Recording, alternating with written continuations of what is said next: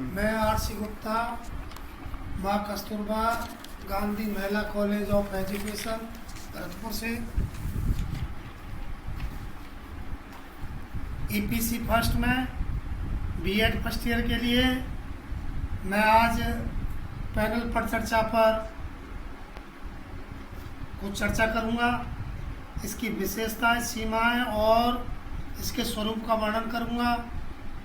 और इसके पहले तो मैं पैनल चर्चा के बारे में बता रहा हूं। पैनल चर्चा का प्रारंभ 1929 से हेरी ए ओवरस्ट्रीट द्वारा कक्ष शिक्षण के रूप में किया गया। पैनल पर चर्चा विधि में किसी विषय वस्तु अथवा प्रकरण पर प्रस्तुतिकरण एक अध्यापक के स्थान पर अध्यापकों तथा व्यक्तियों के समूह के द्वारा किया जाता है, जिसमें भाग लेने वाले सभी अध्यापक अथवा व्यक्ति अपने अपने विषय के विशेषज्ञ होते हैं, जिनके द्वारा प्रदान किए जाने वाला शिक्षण अधिक प्रभावी होता है। प्रजातांत्रिक युग में विचार विमर्श तथा वाद विवाद के कौशल का विकास इसकी सफलता के लिए किया जाना आवश्यक है, जिससे कि प्रत्येक नागरिक प्रजातंत्र में महत्वपूर्ण भूमिका निभा सके। इससे अधिगम उच्च स्तर का होता है। वाद विवाद प्रविधि आधुनिक व्यवस्था सिद्धांत पर आधारित है। इसकी यह धारणा है कि व्यवस्था के सदस्य में अपनी अभिवृत्तियों, अभिरुचियों, मूल्य तथा लक्ष्य होते हैं। इसके अतिरिक्त उनमें निर्णय करने और समस्या समाधान की क्षमता होती है। अतः इस धारणा के अनुसार प्रजातांत्रिक शासन व्यवस्था पर आधारित वाद विवाद या पैनल पर चर्चा आदि की प्रोत्साहन दिया जाता है। पैनल चर्चा का अर्थ बता रहा हूँ मैं अब। पैनल चर्चा विधि शिक्षण की वह विधि है जिसमें एक से अधिक अध्यापकों का शिक्षण में नेतृत्व होता है। ये अध्यापक प्रकरण या समस्या से संबंधित अलग अलग क्षेत्र के विशेषज्ञ होते हैं, जो कि बारी बारी से उस समस्या पर अपने विचार व्यक्त करते हैं। इस प्रकार विद्यार्थियों की समस्या के विभिन्न क्षेत्रों से संबंधित विशेषज्ञों के विचार सुनने का अवसर मिलता है। पैनल चर्चा के अर्थ को स्पष्ट रूप से समझने के लिए हमें उसकी कुछ परिभाषाओं का अध्ययन करना होगा। स्टक के अनुसार है, पैनल चर्चा में 4 से 8 व्यक्तियों का एक समूह किसी समस्या पर आपसी विचार विमर्श करता है। यह चर्चा जन समूह या कक्षा के विद्यार्थियों के समक्ष की जाती है।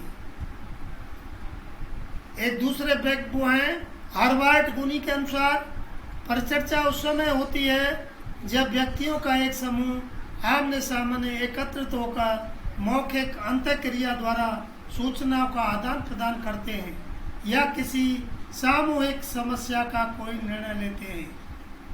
उपरोक्त परिभाषाओं के आधार पर पैनल चर्चा की निम्नलिखित विशेषताएं प्रकट होती हैं। परिभाषाओं के अनुसार ही इसकी विशेषताएं प्रकट होती हैं।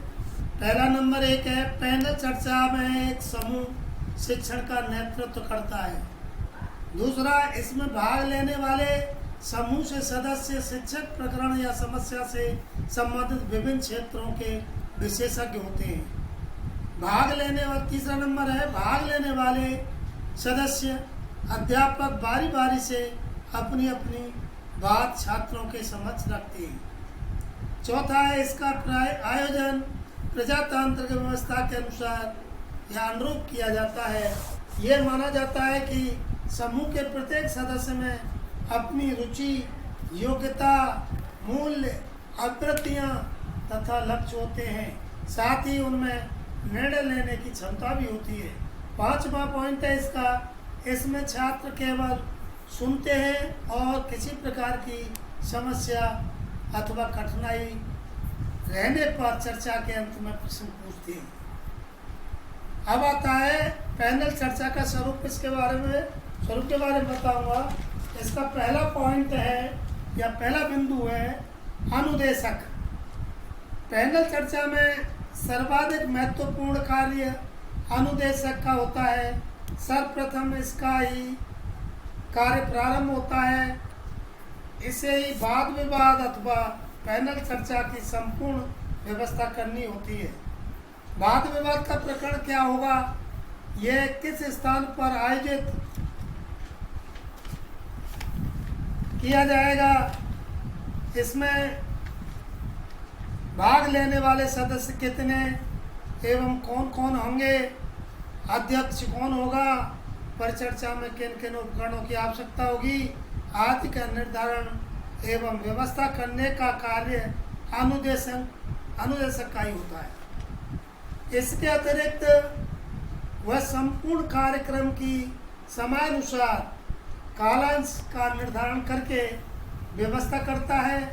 पैनल चर्चा की सफलता इसकी सूझबूझ एवं कुशलता पर अत्यधिक निर्भर करती है, क्योंकि जितनी सूझबूझ के साथ इन सभी क्रियाओं का नियोजन एवं व्यवस्था करता है, उतनी वह चर्चा सुव्यवस्थित रूप से आयोजित की जाएगी या आयोजित हो सकेगी। अब आता है नंबर दूसरा बिंदु, उसका अध्यक्ष। अध्यक्ष का पद चर्चा के समय बहुत महत्वपूर्ण होता है। चर्चा या वाद विवाद का संचालन अध्यक्ष ही करता है। अध्यक्ष बीच बीच में समूह के सदस्यों के द्वारा कही गई बातों का स्पष्टीकरण एवं संक्षिप्तीकरण भी करता रहता है। अतः यह आवश्यक है कि अध्यक्ष ऐसा व्यक्ति होना चाहिए जिसे प्रकरण अथवा समस्या की विषय वस्तु का पूर्ण ज्ञान हो। साथ ही उसमें नेतृत्व करने के लिए सभी गुण होने चाहिए। उसे चर्चा सुनने वाले विद्यार्थियों को अधिगम परिस्थितियों का भी ज्ञान होना चाहिए, अर्थात इन परिस्थितियों का ध्यान भी रखना चाहिए जिनमें छात्र सहज एवं रोचक ढंग से समझ सके। अब इसका तीसरा बिंदु है विशेषज्ञ। पैनल चर्चा में भाग लेने वाले सभी सदस्य अपने विषय के विशेषज्ञ होते हैं। चर्चा में इन विशेषज्ञों की संख्या बहुत अधिक भी नहीं होनी चाहिए और बहुत कम भी नहीं। साधारणतः इसकी संख्या 4 से 8 के मध्य होनी चाहिए। चर्चा में भाग लेने वाले सदस्य छात्रों के सामने अर्धचंद्राकार रूप में बैठते हैं। बीच में अध्यक्ष बैठता है।